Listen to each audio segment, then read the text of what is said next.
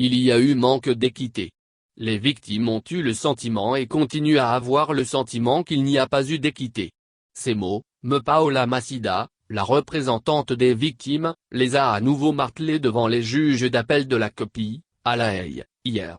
L'avocate estime que les juges de première instance n'ont pas suffisamment pris en compte la voix des victimes de la crise post-électorale ivoirienne dont les atrocités ont fait 3000 morts.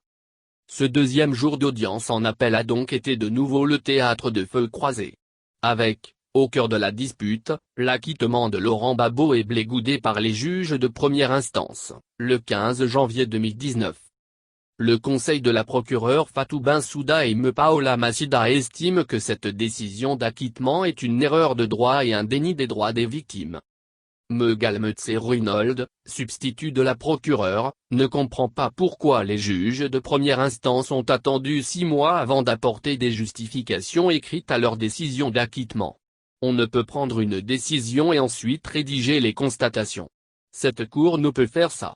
Les affaires devant votre cour ne sont pas banales, s'est exprimé Galmetze-Runold pour qui cette décision d'acquittement est un patchwork.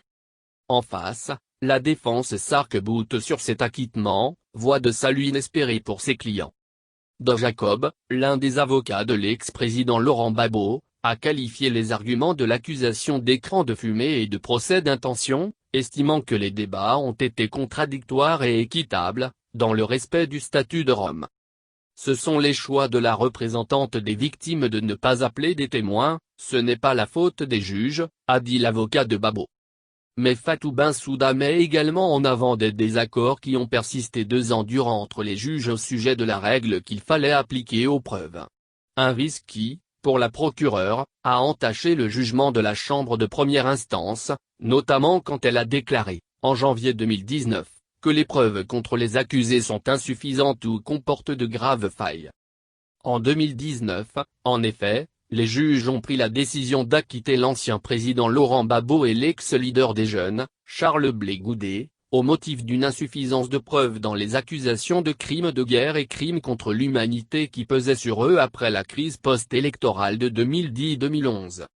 Les débats aujourd'hui porteront justement sur la règle applicable aux preuves.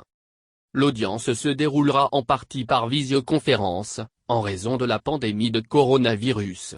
Suivra une mise en délibéré du jugement qui pourrait durer plusieurs semaines, voire plusieurs mois.